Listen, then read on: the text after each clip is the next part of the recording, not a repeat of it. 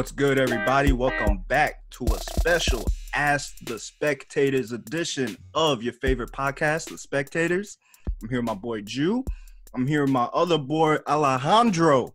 Welcome back to The Spectators. How you guys doing? Doing wonderful. We're doing amazing. Enjoying the holiday season.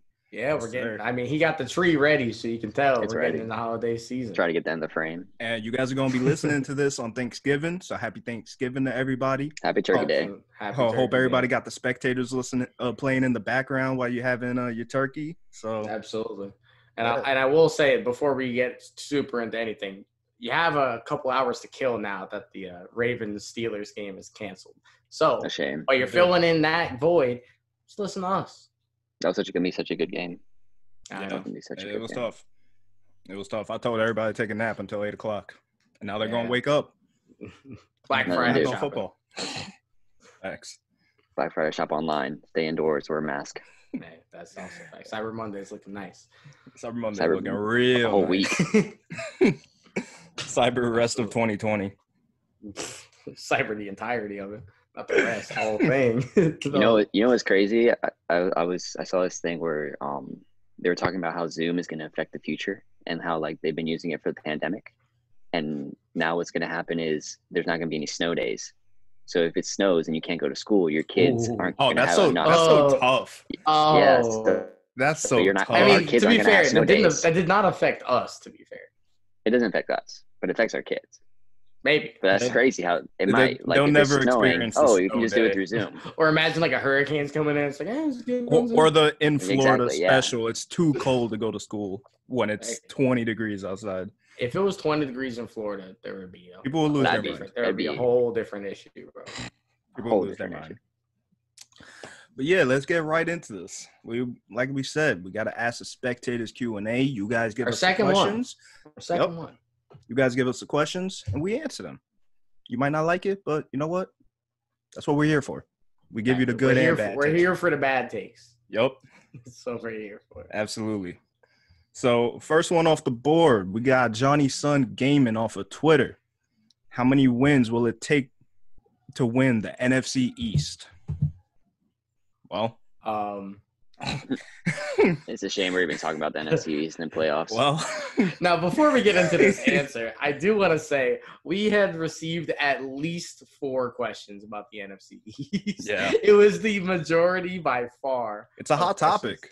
It's a hot topic. It's a very special segment on every Monday's episode of The Spectators too. So I check want that it to out. Stop. Please make it stop. So It's a hot topic because the leader of the NFC East, there's 6 games left in the season, and they have to win 3 to be above 500 for the season. So they have to win 3 of their last 6 games to be above 500 and still make the playoffs. yeah. That's See, crazy. earlier this year, I said the whole division is just going to win 3 games apiece, and everybody up, all the rest of the games are just going to be L's. So It's funny because they're They have already hit that mark, okay? they hit So that you mark, are- and it's hard to get past that. all of the teams So have They all all 4 of have them have 3 3 up. wins. That's the fun And the- part about this the fact- division. They're all so bad, but equally as bad. It's just equal playing field. They're all 3-8 or 3-7-1. Like, ugh. Yeah, if you take it for what it is, it's an amazing division. It's the best in football. If, the most Objectively, exciting. if every team ends up with the same amount of wins at the end of the season, the Eagles would go into the playoffs because they have a tie. Yeah, Think about that. it's crazy. A tie. It would be great if they did it like a high school jamboree where you just end up playing 3 games to play a half against each team. You got to get the quick round robin. Oh, man. So I'm going to just say 5. I'm going to also go with 5, Yeah. only because I think the Eagles are going to win this division, and they're going to get in because of that tie. Yeah, facts. I'm What you gonna got, say Andre? 6, man. I'm gonna say 6. They have if the winner of the division only wins 2 more games, that's an embarrassment because that'd be 5. No? 2 out of 6 Well, games, I mean, and they make the you're right. playoffs. We're You're right. past Like- embarrassment. Give me 3. No, give me 3 or 4. Like give me 6. I personally want a team with 7 to make the playoffs if you're gonna win a division like that. That's just me. I mean, You gotta win the last seven? 4. Yeah, you're asking Yeah, for you gotta a win the lot. last 4. 7? I am asking for a lot. You know why he's saying Insane. 7? Brooklyn, you want to know why he's saying 7? Well, why I know he's it's saying Why 7? 7? I don't even know why I'm saying 7. The I just year like 7. 2013 or 14, Carolina Panthers slip into the playoffs. 7, 8, and 1. Bro, we did slip into the playoffs. And we played good against Seattle. That looked like you got some Carolina blue on too. Oh, yes, sir. I still rep the number 1. Okay. Cam Newton. Shout out to Cam. Okay. Let's go. Shout out to Cam. Houston destroyed you guys. Oh God. Like it. Yeah. So Brooks says what? I said 5. Yeah, I got 5. I got 5 on. I'm going with 7. I need 7. All right. You're a strong man. On to the next one. We got at Nick Rinaldi 22. Do you guys have any more special guests planned for this year? We kind of have one planned, but I don't know if it's going to be for this year. It really just depends. But if not this year, then early next year for sure. Yes. So yes. Be on the lookout. Yes. Be on the lookout. I know Hanjo is looking at us confused because he's out of the loop on this one, but he doesn't join the PlayStation parties enough to know about this one. Don't worry. Well, you'll find out with everybody else. Wait, he lagging a little bit over there, but don't worry. I am lagging a little bit. He'll hang in. His Wi-Fi is all day. You better go fix that tinfoil. It's snowing outside. You gotta get the reindeer falling off. The reindeer antlers got to get fixed. Nah, dude, you get like a little Coca-Cola can and open it and put it on the side. And you got to get like a battery facing north and a magnet facing south, and like put them in between. Oh my god, which way is north? That way. Oh man. For me, it's that way. Whatever that means. I don't know which way for me. Mine's way that way. Yeah, I'm pretty sure. All right, next question. What's the next question? All right, well, what we got? Who do you think wins the race for the AFC East? And what do you think about the Dolphins? From at Nibbles. Nick, the Miami fan. The Dolphins rebuild, I'm sorry. But we'll start with the rebuild because I think that's a good segue into the first question. We've talked about it on here before. I think they have the best front office. I think they have the best coaching staff. And I think they have done the most with the least. So I think as far as rebuilds go, they've done fantastic. Mm-hmm. Obviously, they're overachieving right now because this was supposed to be a dead season, get Tua some playing time towards the end of it, not win that many games. And I think they're at, 6 or 7 wins now? They got 6. I believe 6, yeah. Yeah, and they lost a game they probably shouldn't have lost this week to Denver. So it could have been at 7 wins. Yeah, walk-off pick in the end zone. Yeah. So that's tough.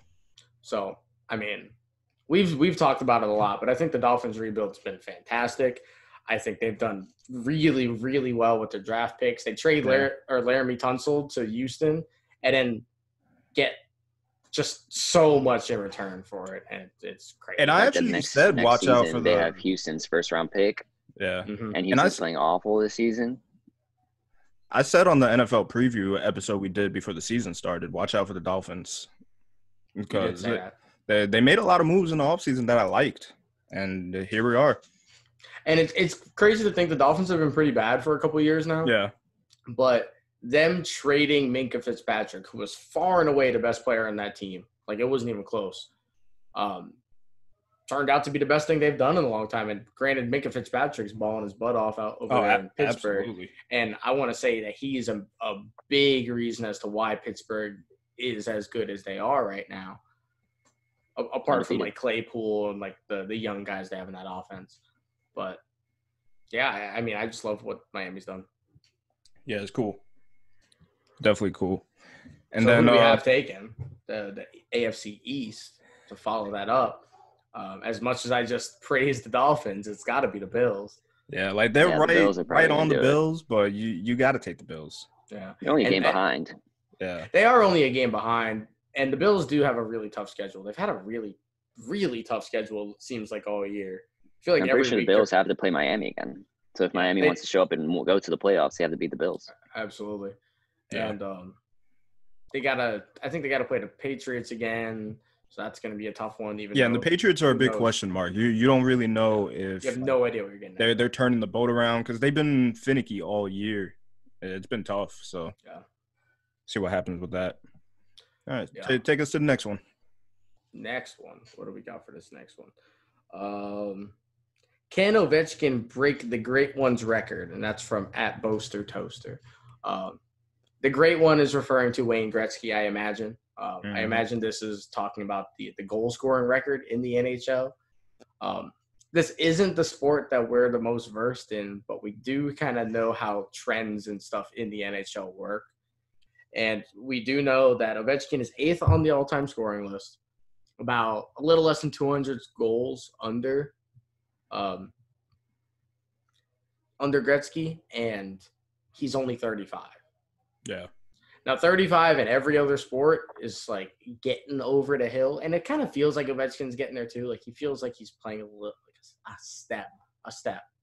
Don't overreact. A step slower. But he probably has at minimum another 5 years in him. Yeah, and even losing a step, you could kind of get away with that with hockey. Yeah.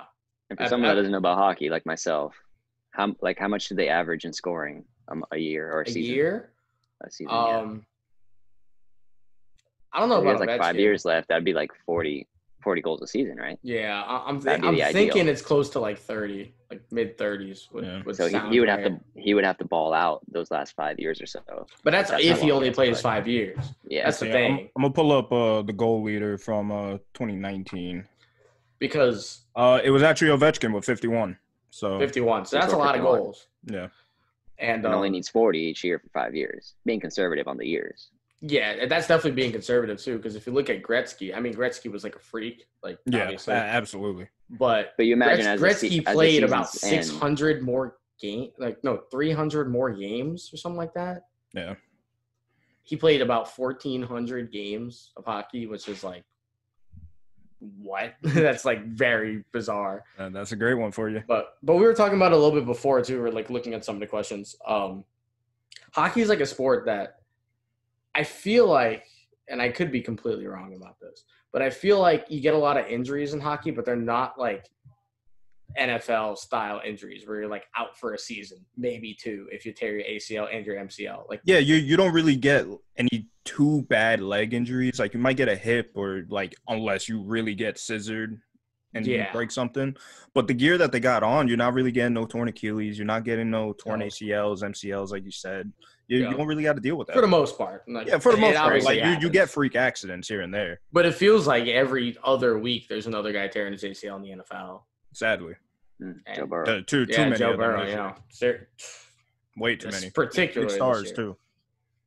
So to answer your question, yes. Yeah, I think it's definitely doable. I think if he gets 5-6 more healthy years in him, then he'll probably do it. Y'all convince me. I don't know. That's going to be really interesting when it gets like closer to. We're 200 goals away. Like it's not really time to talk about it. Yeah. But once he gets to like 50, like a season away potentially, that's going to be a fun. Because hockey is very easy to try to play till 41, 2, 3. Yeah. So that's crazy. He does that. Get 20 goals a year. You're close. Seriously, and he'll probably get another 40 goal a year in there. And so it's a good possibility. Absolutely. Next one we got is from Cale Newton. We got a 3-piece from Cale. Shout out to Cale for always 3-piece for being active. Is the U.S. men's national team good now? And I know that's more of a Hondro question because we're talking soccer here. And this comes in the wake of American superstar in the making his start for Barcelona this week. And so it seems like the Americans have a lot of wonder kids kind of coming up. And are we good? Yeah. I feel like the future is pretty bright for it. I'm not an expert in this USA men's soccer, but like all the players at the moment are young. They're playing for great clubs and they're performing really, really well. So it has a really good chance of being a really good team in the future. It might be like the golden age of the U.S. men's soccer is just starting. I feel like they obviously still have to prove themselves and go out there and actually perform to the expectations people think they're gonna reach. But it is for sure bright, and it's very exciting, especially with the World Cup 2026, I believe, coming to the USA. Because imagine having an amazing USA team. You're already in the World Cup, and then hosting it in the country. That would be incredible. So I feel like they got a lot to live up to, but they have a good chance of making it work. Absolutely. And it kind of all started with Pulisic kind of breaking his way into European soccer and like being in the forefront, starting at Dortmund, going to Chelsea. I can't remember everybody else's names, but there's a lot of Americans on major clubs now. One was on Bayern this last year, and they won the Champions League. We obviously got this guy from our Barcelona who made his first start. So they're starting to see Americans be prominent in European soccer, and that's definitely a new thing. So they're going in the right direction, surely, from like a talent standpoint. Next question from Kale. Who wins the Rookie of the Year in the NBA next season? What are you thinking? This is a tough one because this draft is so like kind of off the wall. I have a strong feeling some guy we don't expect at all is going to come out and win it. Think Donovan Mitchell or like. There's a couple of names that pop out to me, like Oneka on the Hawks. I feel like he'll fit really nicely with that team, especially now with them getting Bogdan too. I feel like he's a pretty good piece with them and could do something. Obi Toppin already claimed it. He said he's coming out and winning it. So, I mean, I get there's the answer right there. Yeah, we got to say Obi Toppin, I guess. I guess it's him, right? So, but, I mean, LaMelo could just go off and be LaMelo. He could go drop 92 like he was in Chino Hills. Like, you don't know what you're going to get out of that. Or we could be really, really passive with this and just go Anthony Edwards, number one overall pick. Edwards, I think he's easily the most talented guy. So. Yeah. Like James Wiseman, maybe he leads Golden State and they end up being a high seed because he just dominates. Like, there's a lot of different ways you can go. Like, there wasn't a lot of big names and heavy hitters in this draft. But looking at, like, the fits and where everybody placed, there's a couple of people that can make a splash.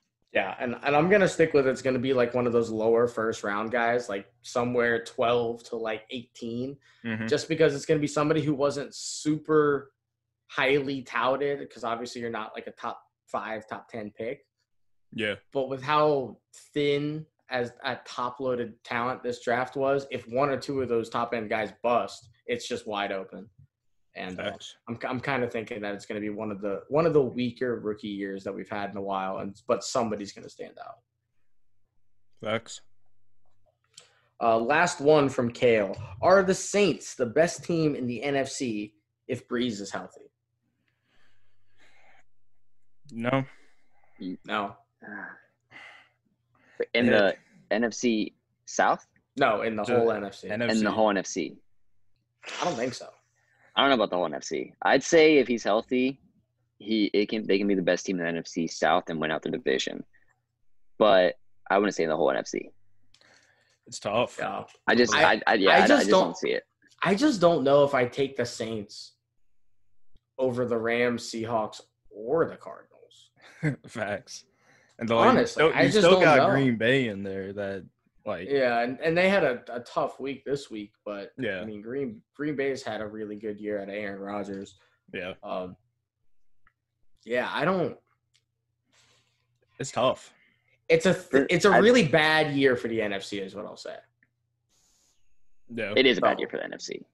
I mean, you have a whole division that's trash. just throw them out. You have a whole division that's bad. The NFC North is the worst it's been in a decade. Just that alone, and then Atlanta's really bad. Carolina's pretending to be good at 500 or whatever. They're so on and off, bro. Mostly off, but then randomly they just win, and it's just like, what? Like, what are you doing? So I'm gonna say no because I've been very, very, very impressed with the Rams this year because Jared Goff stinks, and the Rams have still been really good. It's like weird. It's a credit to their game planning. Yeah, and Sean McVay, we talked a lot about him when he got brought there and how really, really smart he was for offense. And, I mean, you're seeing it every week. They're scoring a lot of points in creative ways, not having to rely on Jared Goff. And they don't even have Todd Gurley anymore. They have Malcolm Brown, which is like, sure, he's okay, but, like, who was that? Yeah. Facts. What we got next? So we got Jeffrey Newmark. Jeffrey Newmark. Is Patrick Mahomes the NFL's version of Steph Curry? in that he's revolutionizing and changing the game. Oh, 100%. Yeah. I had this conversation. Question, yeah. I had this conversation at work today where it was like, it was mostly like talking about Brady, but it was Brady struggling a little bit this year because NFL defensive backs and linebackers are so uber athletic and schemes are so like pass rush oriented that if you can't get out of the pocket and make plays extended and make that pass rush invaluable to an extent, you're not going to be as successful. And so that's why you're seeing pretty much the top echelon of guys, Mahomes, Russell Wilson.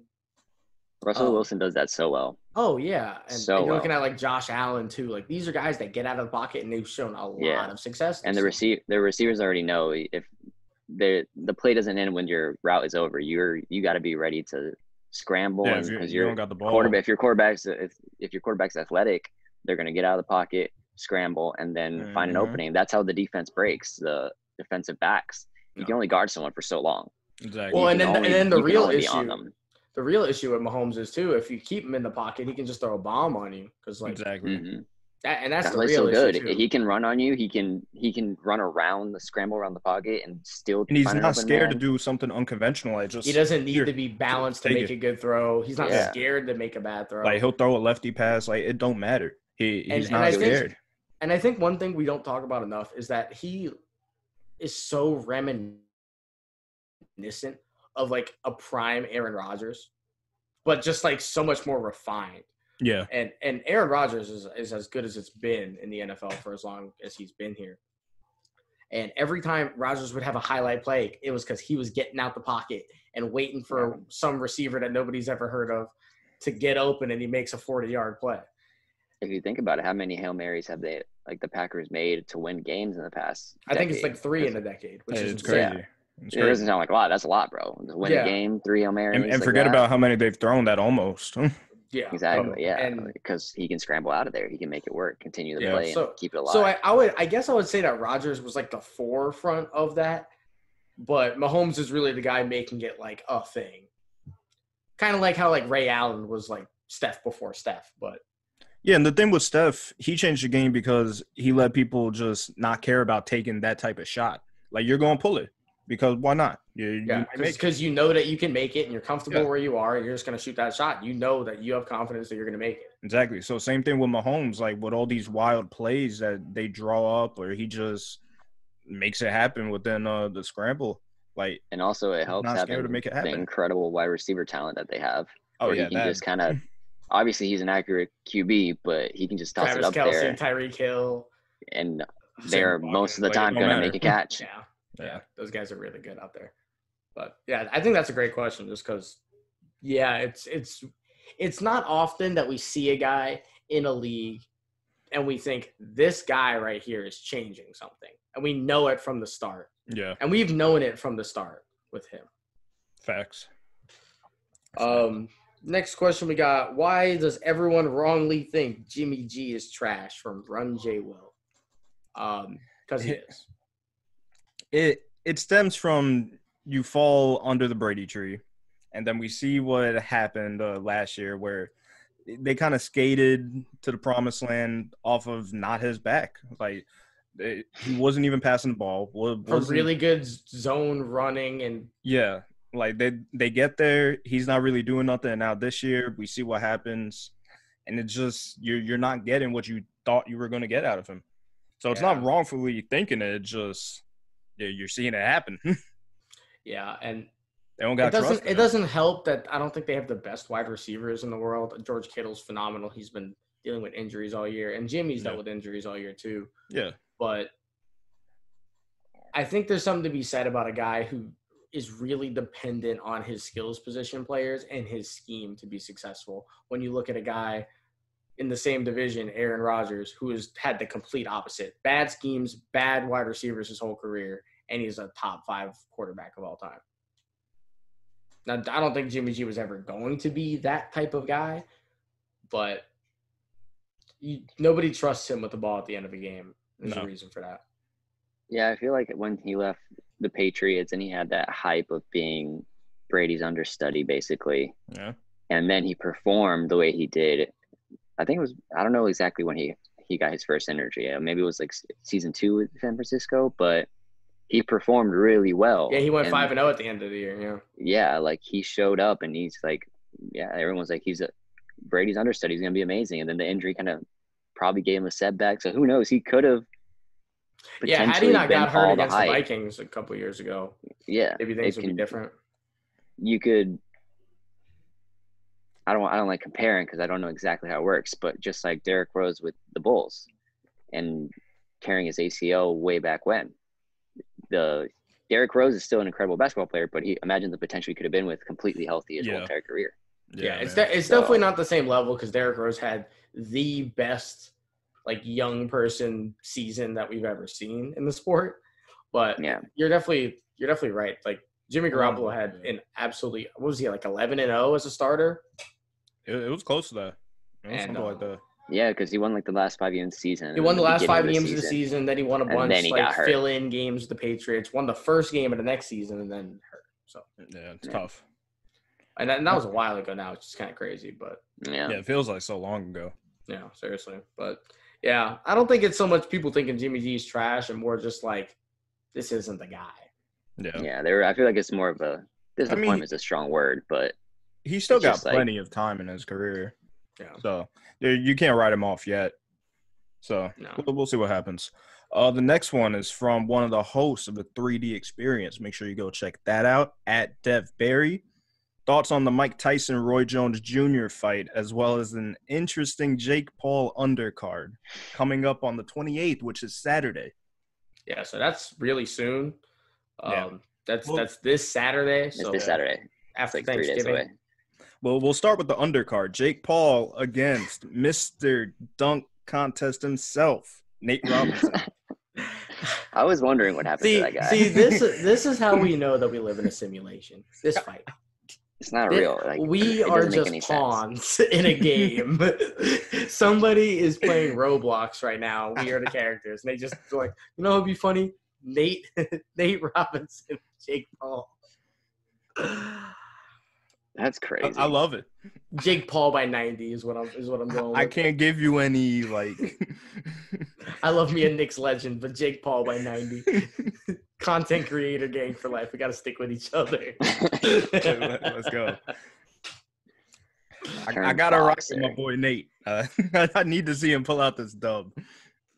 If Nate Robinson loses, does he ever come back out on social media ever? He shouldn't. He can't. Because like no discredit. Like Jake Paul has actually kind of morphed himself into like an actual like him and his brother. Like they're actually like in fighter shape and have been training for a long time. So this is no disrespect to them at all.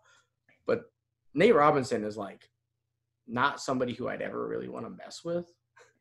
He's always been scrappy. He's always been just like this scrappy. Like, this is a boxing fight. He's just not going to like fight by rules. And what's the height difference on this? I haven't. It's got to be closer than you think. It has to be. I don't think it's that different. I think. Because Nate Robinson's what? 5'11"? He's short for the NBA. Yeah. 5'11". I need to fact check that right now. Yeah, go ahead. Because he might be short. You get that, I'll get. He's probably short. I'll get Jake. I was thinking like 5'8". Yeah, he's 5'9". He's 5'9". 5'9". What's Jake Paul? He's 6'1". Jake Paul's 6'1". For real? How you know that? It says it right here. I'm looking at it. People also search Jake Paul. Can I get a wingspan check? No, Nate Robinson's you get a net worth of $11.5 million. Wait, I got the wingspan though. I got the wingspan. We got Nate Robinson. He's 5'9" and his wingspan is 6'1". Okay. And then we have Jake Paul, whose height is 6'1" and his wingspan. Tell me 6'1". Give me that even. Give me the even. I'm taking the over. I need a fair fight. I'm taking the over. Give me the even. Come on. I'm taking the over. The Spectators bet. Let's see. It was whole lot easier to find. I need it. I'm not finding it. I can't find it. Just let us know when you find it. All right. Well, we'll move on to the main event while you look for that. Mike Tyson. Mike Tyson, Roy Jones Jr. What is this? Roy, I'm praying for you. What is this? Who let this I happen? hope you're gonna be okay. I know you're scared. Somebody get the milk ready. Somebody get I know you had to change the sheets a couple times this week already, and we got a couple more times this week. Hey, Black Friday, they got some deals on some bed sheets. I hope you bought a couple pairs. It's Iron Mike, man. What more can you say? Have y'all seen The Hangover? It's Iron Mike. Yeah. He still got blood dripping. Well, and the crazy part is that Mike Hangover Tyson's such a good movie. Yeah, right. Mike Tyson stayed in such a good shape, since his retirement. I saw videos of him, and it's just incredible. He's insane. His workout videos are insane, and he still works out like he's in fighting shape. It makes no sense why. And then that's why this fight came to it. And he was like, "Sure, I don't really have to train any different." He might be scarier now because it's like when you watch a movie and you get that OG just grizzled grandpa that comes out, and then they take off their and their Gavito and they're just ripped. Bah, bah, bah. I think that's more scary than just some regular dude that's brawling. Because they've seen something. They've seen some stuff. Exactly. And well, to be fair, Roy has also seen some stuff. No disrespect to Roy. Like he is what he is. He's still a GOAT, but Iron Mike. Yeah, I think Iron Mike's gonna go off. I think he's just gonna go off. I think this fight's gonna be way quicker than we want it to be. I hope not. If you're paying for this fight, I'm sorry. This is not going to be a Mayweather fight. I love me some Mayweather. It's not going to be a Mayweather fight. If you're paying for this fight, I'm sorry. Don't pay for it. You better go find a crack. There's other ways around it. You better go on Facebook. We're not promoting the ways, but there's other ways around it. I'm promoting going to a bar. That's completely free and legal. There we go. That is fair. There you go. That boy's going to last maybe half an hour. That's how much we're going to get of this. Mm-hmm. All right. So we never got that wingspan? No, I can find it. On to the next one. If he's 6'1", 6'3" wingspan, maybe. Fair enough. Sounds right. I'll take it. Fair enough. Yeah. So at King Barnes 1, where do you see James Harden going that he can actually win a ship? Well, I think all three of the locations that he's been linked to. Yeah, Philly would be sick. Miami would be sick. Like he can make something happen at all those places, but now I think if he goes to Philly, it really helps add gas to that dumpster fire going on over there. Facts. I really enjoy that because Philly has had. I've never seen a city with that many superstars coming in and out the door, revolving, and just still not be any sort of good. It's comical. I don't want him at Philly. I don't think he's going to Philly. I don't want him at Miami. I want him at Brooklyn. I think him and Miami would be cool, but Brooklyn would probably make the most sense. Yeah. He'll probably end up on a team that nobody expects. Most likely. But Ben Simmons, him, and Embiid would be sick. It would be interesting. They would finally have a guy who can shoot the three, which is exactly. I can't believe it. Maybe he could sprinkle some juice for Ben. Probably not. But if Harden did go to Brooklyn, I'd probably not have them as favorites to win it all, but I think they would easily be the Eastern favorites. We talked about it last episode. The Lakers are absolutely insane. You know my take with it. So. I know your take, but I think this Lakers team is actually going to be the best team we've ever seen. Truthfully. I got another one. That's fine. Nobody can see that logo with the blurred old screen you got over there. Hey, they know what it is. They know what it is. Flip the camera if you need to. Count, stop the vote. Here, I got you. That man has the ready. Look at it. This is what you got to wear if you're going out to Thanksgiving, y'all. Yeah, let's go. Right there. Right there. I can't even get it to him. Whatever. Mask wear on. a mask. Mask on. Yeah, let's go. Let's go Nets. Next question. At Howell_August. Excluding basketball, what is your favorite Olympic sport? Alternatively, what's the most underrated Olympic sport? I'm assuming this is summer and winter Olympics because it just says Olympics, so we're going to count it all. Favorite? I really don't know. It's tough. I think my favorite that I get actually the most enjoyment out of is speed skating. Speed skating is fun. I love it. They zoom, man. They go so fast. It's like running. It's like track and field, but on fast forward for me a little bit. I think the size of the track really helps, honestly. Yeah, that's You ever when we play? take a You ever little play circle, like just go Mario? around. You ever play Mario and play on like Baby Park on a Mario Kart? Nah, but No. you remember the Sonic versus Mario Olympics? Olympic Games. I would always do the speed yes. skating on there. Oh, that game was really fun. That game was really fun. That game really is cool. very under. All right, ping pong's got to be up there too. Ping pong's an Ping Olympic pong sport? is crazy. Yeah, I Ping think it pong's crazy. is. Yeah, it is. It is. Ping pong's crazy. I Ping think pong's fun. it is. See, if you didn't know it's an Olympic sport, it can't be your favorite. Yeah. I think I got to go with like the triathlon just because there's so much going on in it where it's like, man, you're not really getting just one category. You're getting a bunch of different stuff, and the way they just do everything so fluently and effortless, like it's dope. Yeah. Dude, if we're doing both summer and winter, I would go lean towards winter. I liked the snowboarding, like half pipe kind of thing. Shaun White, like that kind of Those are ordeal. sick. That's really cool. Also, Those are skiing. sick.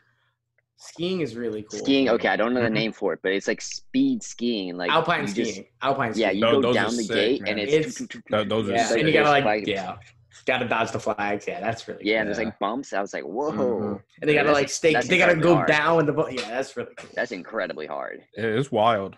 It's crazy how hard some of these Olympic sports are. I think like Some, in bro, I think most of particular, them. I think like in particular, the winter sports are like so incredibly skillful. Obviously, all of them are because these are. If there weren't, like, I would would be be in the Olympic Olympics, sport. right? Yeah, Yeah. I'd be there. But like, I feel like the Winter Olympics are not just like knowledge of whatever, but you have to deal with like outside elements, like the snow not being even, or like Yeah. the hill being a little bit high. Like things like that really kind of throw a curveball. That's crazy.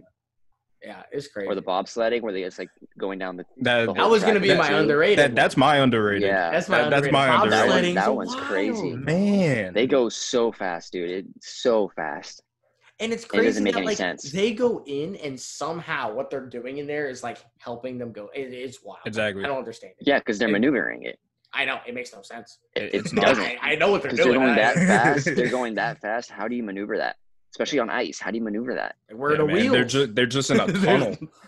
Yeah, it's Basically just a tunnel that you can fall off at any minute. That's the Going crazy part too. Super fast. And then there's like that Jamaican bobsled movie. I don't even remember what it's called. I don't know if you guys have seen that. I've heard of there's it. I've heard of My it. favorite is that a lot of like bobsledding countries that compete aren't like your usual, winter. It's not just Russia, countries. Canada, and America. It's like Yeah. Jamaica. Yeah. You have some kind of oddballs in there. Yeah. It's cool. Yeah, so I know that's a lot of winter from all of us, but I tend to I like mean, the I- winter ones more. I If we're personally taking like out winter basketball, more. I like the winter more. That's the thing. Like you gotta I'm there go for basketball. And then I'm obviously there for volleyball. I love me some women's volleyball. Volleyball's Swimming's cool. always nice to watch too. For the Yeah, regular Olympics. I like swimming. Swimming is always really cool because we had like such like polarizing stars. Like we have Katie Ledecky and then we had Michael Phelps. Like that's the only sport outside of basketball really, besides like again speed skating and Yeah. snowboarding with Shaun White and Apollo Ono, where we had like these polarizing guys. Yeah. So Swimming is Swimming- actually going to be going into my next question that we're Oh. going to answer. let's get to that. So this coming off of his name. We got it off of Discord, but Oh, Kia Slam Cam. Kia Slam Cam. There we go. There we go. go. You could change one rule in the sport of your choice. What would you want to see changed or rewritten? Well, Oh, I didn't see this one, so I didn't think I of didn't see this one I beforehand. didn't see this question. Hold Yeah. on. that's a good question. That's a great question. Shout out to Nick for that. mine is swimming. Okay. He wants to get rid of the water. Really? No. He wants to Keep get the rid of- water. He wants it Keep running. the water. But All forget the about the sports. lanes. Forget about the lanes. Just Huh? everybody take off. You still in your Take lane, off. but not the dividers. You take off. You can And you can hit just grab people, grab them by the ankles, and just pull them. Like, what are you trying to do? That would slow you down. You have to go. Hey, it would, but it would even playing field. So you got to fight. You got to really Even fight the to get it. You playing got to fight the field. water. You got to fight the resistance, and you got to fight somebody pulling you all the way back. Just get You're yoinked, taking and now you one just of the number one rules in swimming to stay in your lane. You just want to gone. gone. That's interesting. Gone. That's All the super sports. interesting. Yep. That's You where my want brain went. swimming lanes long. Gone. And then you could just pull people back. That's fun. That's fun. It's just. Can it be a separate? It's like you're at the pool. We still have normal swimming. Yeah, you can still have normal swimming, but this is X Games mode. He's on X Games mode. It's on X Games. Well, it's like you're at the pool in the summer, racing your boys, and you. You know what this reminds me of? This reminds me of I had a Game Boy. I had a Game Boy and I had a baseball game, but you could fight in the game. Slugfest. So Slugfest. Yeah. Slugfest. On my Game Boy, bro. I would hit a single, and then punch the first baseman and go to second. After you guys give yours, I got one that I was fighting with over the swimming. I'm trying to think of one. This is kind of crazy. This is a really good question. I can give you mine if you don't. Give me your second one. Yeah, give me your second one. I baseball. Have one. Baseball, but all the infielders wear pads, and so does the batter. And for what? Huh? For what? Play tackle baseball, bro? Yeah, tackle baseball. Tackle baseball. Yep. You lost me. You lost me. You don't want lanes in swimming, and now you want to tackle in baseball. This man, see, Brooklyn was a football player. This man got a lot of pent up aggression. Oh my goodness! This man's fighting his demons over there. I'm over here thinking about like pass interference or something. This man wants to change the whole sport. All right, bro. Hey, he said take out a rule. Well, or rewrite it. Well, I want to rewrite it to where they got pads and they got to hit each other to get them out. I'm not talking about tackle. You got to hit them. On some Pete Rose running into the catcher. All right, I have one. Okay. In hockey, I want them to not use hockey sticks. What would you want them to use? What are you guys doing? How do you play hockey? Are we going to soccer with hockey and they just use their skates? Well, that would be fun too. Okay, I got one. Hear me out. Hold on. I need to know what we're talking about. Hold on. How about that? Hockey. That's a good one. But instead of hockey sticks, we're using baseball bats. I love it. Why not? And the best part about it is we're using metal bats. So there's chances for the ice to get chipped. Yes, BB cores? Oh, no. Yes, sir. We're talking ice can get chipped. We're talking bat to the shin. GG. Oh, no. Slashing. GG. Oh, terrible. That's brutal. Well, what you got, Andro? You looking so I'm in shock, bro. I'm in shock. This man's about to come and say, like, no traveling in NBA. They're allowed to take 4 steps when they go to the hoop. Like, no more I hate getting holding you penalties stack when you play in football. Oh. Yeah, I hate getting holding penalties in football, bro. I was thinking rules, like an actual one rule, and that changed the whole entire sport. These are all rules. It's just singular rules we're changing. Well, Brooklyn with the baseball was a lot. He said rewrite. That was I rewrote the equipment. And so did you. All right, I got one. It's still not as crazy as like the baseball bat, and there's no swimming lanes. Hey, whatever you got. That's fine. I would want to change the downs system in the NFL, like the 4 downs and then first down. Are we going CFL where it's 3? Well, I don't know exactly what I would change it to. Are we just going 4 to goal, and that's it? 4 to score. 4 to score. No, I wouldn't say that. I would say like 2 completions. Yeah, the 2 completions and you get a first down. The Eagles are never going to get a first down. It's just straight city. No, I feel like it is hard already, but I would want to change the system. I just feel like a new system for downs would be more fun to watch. And like, if we can just change it, like it can be it doesn't have to be crazy. I mean, it can be crazy. Like you can do like you only get a first down when you get past the 50, and then when you get in the red zone, you get another first down. So you have like 3-4 downs or something. That is kind of cool for like the XFL to do. Can I give a serious rule change? Mine wasn't serious. No, I'm talking yours was, so I want a serious one. Okay, go serious. For the WNBA to lower the rims. Oh, so they're dunking? Yeah, because although I think like where their rims are at are fine for them, I think they're great, and I think they're uber athletic, and I think they're amazing. I've really gotten to women's basketball this year, but I think for an overall money-making fan experience, just people tend to like dunking. Yeah, and giving them the ability to dunk. Why not? And I'm not going to tell these girls, oh, just jump higher. Like, I'm not going to do that because none of them, these are the best of the best, and only 3 of them can do it. Maybe sometimes. That's people's excuse when they say they don't like women's basketball. They can't even dunk. I don't want to watch what am I going to do? But the second that they're able to dunk, they're still not going to watch. Yeah. Or like those people, right? Yeah. But I'm definitely here for that. A serious one for me got to be the universal DH in baseball. Yeah. Because, I mean, we've been asking for that. We got a little taste of it. And it happened this year, and it was sick. And we got a little taste of it, and I want more. So. One that I personally liked was extra innings runner on second. I personally like that. I like that they did. I like that they didn't have it in the playoffs too. Like, get the regular season kind of expedited a little bit. Because I agree with not having it in the playoffs, because the playoffs you got to perform. If you go 20 innings, you go 20 innings. Exactly. But in the regular season, it makes it quicker. I've seen regular season games that go to like the 18, 19 innings, and it's just like, it's just like, okay, that's those guys crazy. Don't even care at that point anymore. Yeah, and it's just throwing third baseman to pitch. And it's like what they do in hockey. They have the shootout in the regular season where you go till exactly. And then playoffs are just no shootout, just straight overtime. So now, one interesting thing for me, hockey doesn't have shootouts in playoffs, but soccer does. That's really interesting to me. Like, if you look at like the World Cup from a long time I feel like in soccer it's the best thing to do, because you get tired, man. You get 90 minutes and then you get the extra time, another, what is it, 25? But you don't think they do that in hockey? I mean, I don't know. You still get 20-minute intermissions between overtimes and periods. Yeah, see, hockey you get a break, dude. I mean, you get a break in extra time in soccer. I mean, but how long? But it's not like 20-minute intermissions, dude, and you just keep going. Exactly. And if you don't have a shootout, you could play a whole nother 90-minute game and no one's scoring to win. Okay. So like, I personally don't like golden goal like rules. I don't like that. I like first one to score in extra time. I'm not a big fan of that.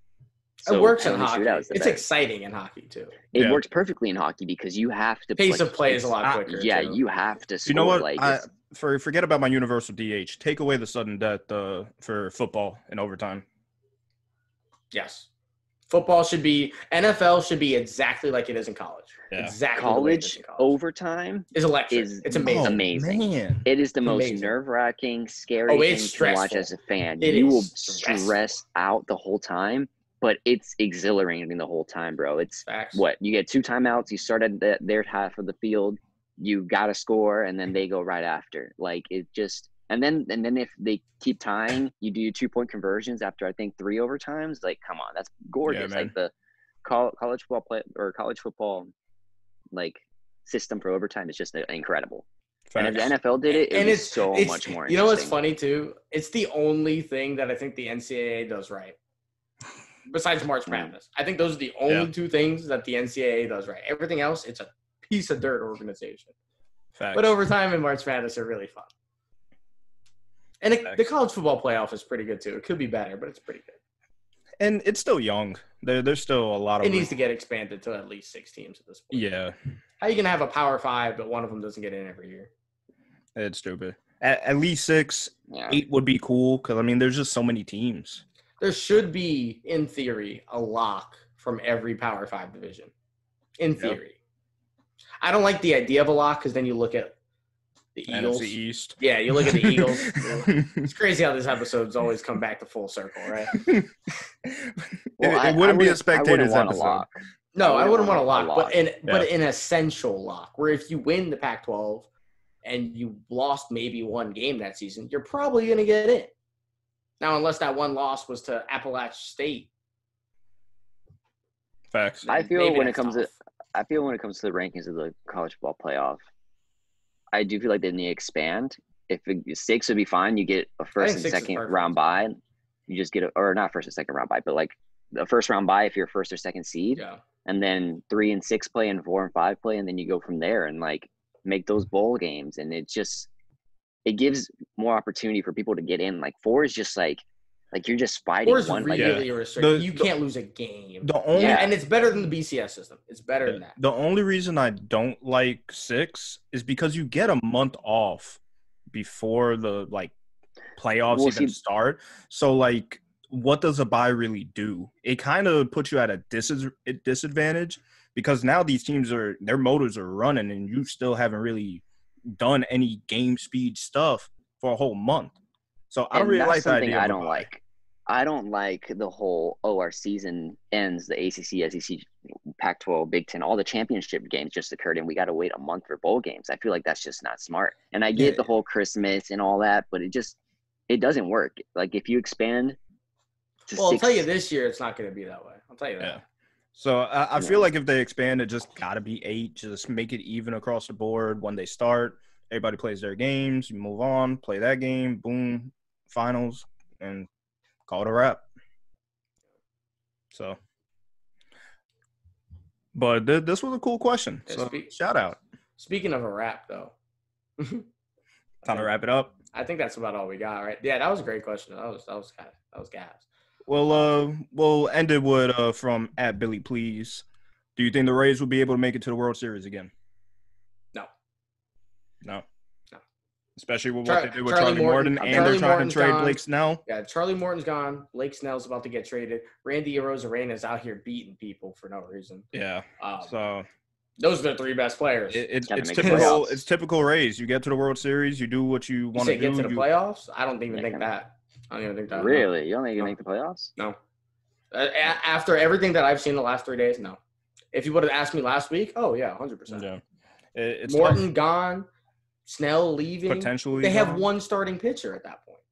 Yeah, like Glasnow. And their pitching is what got them to the World Series. Like they're going to rely on Glasnow and Brendan McKay. But they only had so unless they go out and make some moves and manage to keep. And they're not going to.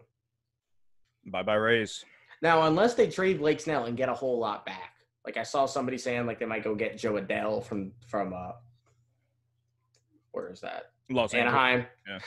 And like another pitcher for Blake Snell. That could be interesting, like an actual bat. Because I really – this team was great this year, but for like analytics purposes only. They do not have anybody that's coming back into next year that I think will play as well as they did this year. Facts. Besides like Brandon Lau. And maybe like Rosarena. And you got Kiermaier too. So you got those people. But this is not like a team that's built for like long-term success in terms of like – And that's their problem. They've had a couple of good years, and that's what you want. You want to build up your young talent and your analytic built, no money spent team. You do that, cool. Yeah, all respect to that. Shout out. You do that for a couple of years. You've been knocking on the door. You finally get in the door. You make it to the World Series. You lose. Okay, let's add to it, not subtract. You can't subtract to a good team. And then it's not the best example because they've obviously not gotten to where they want to be and expect to be. But I think Oakland's a really good example of what the Rays should kind of model after because they're very similar in the way they operate. But they have Marcus Semien, Matt Olson, Matt Chapman. Those are 3 guys they are going to keep, or at least 2 of them. They will keep them. Yeah. And you got to have 1, 2, 3 guys like that. And then you can afford to go get Arozarena, Joey Wendell, or Oakland's situation, you have a Laureano in the outfield and a Piscotty. Like, you can have those guys be your role players that are more or less replaceable, right? But you can't have that be the whole team and expect to be good year in and year out. Facts. So, long-winded response. Yes. I got to ask the Spectators question from Alejandro Berrio. Okay. Hey, will AFC team or an NFC team win the Super Bowl this year? AFC. Easy. Chiefs or Steelers, not a doubt in my mind. Yeah. So the winner of the AFC Championship will most likely win. I had the Ravens. I don't think it's close either. In our preseason picks, I don't see that happening no more. I still have the Bucs possibly going to the Super Bowl, but I got the Chiefs winning it. Yeah, I don't like any of the teams out of the NFC unless it's Seattle just because of their experience being in that position. Yeah. Other than that, I don't like it. A Seattle team. Ooh, a Seattle-Pittsburgh Super Bowl would be Seattle-Kansas amazing. City Super Bowl. I would rather see Seattle-Pittsburgh personally. I'd rather see Seattle-Pittsburgh. I think that's more even 07 or 06 when I think Steelers won. I think that's way more even match because I think if the Chiefs play Seattle in the Super Bowl, it's going to be a beatdown. Mm-hmm. I really do because Steelers' offense is really good, but it's not the Chiefs' offense. The Chiefs are literally not going to not put points up against that really bad Seattle defense. So, if Seattle and the Steelers Super Bowl gives me the whole Roethlisberger, Matt Hasselbeck vibes from way back when. That would be he's in his feelings now. Back. That would be a fun Super Bowl to watch. Yikes. All right, that was the only question I had. Yeah, he's still in the league. That's Sign us off, Andra. Get us out of here. Sign you off. Play the music right now. Subscribe right up here. Like. This is on YouTube. We post it, retweet. We're the Spectators. Thank you for watching. Thank you for asking questions. We got Julian to my right. I don't know how the camera system works. He's to my right. Brooklyn right below me. Alejandro, yours truly. We are the Spectators. Tune in next time. Happy Thanksgiving. We love you all. Enjoy your day. Happy Thanksgiving, everybody. See you guys. Happy Thanksgiving. Later. Peace out.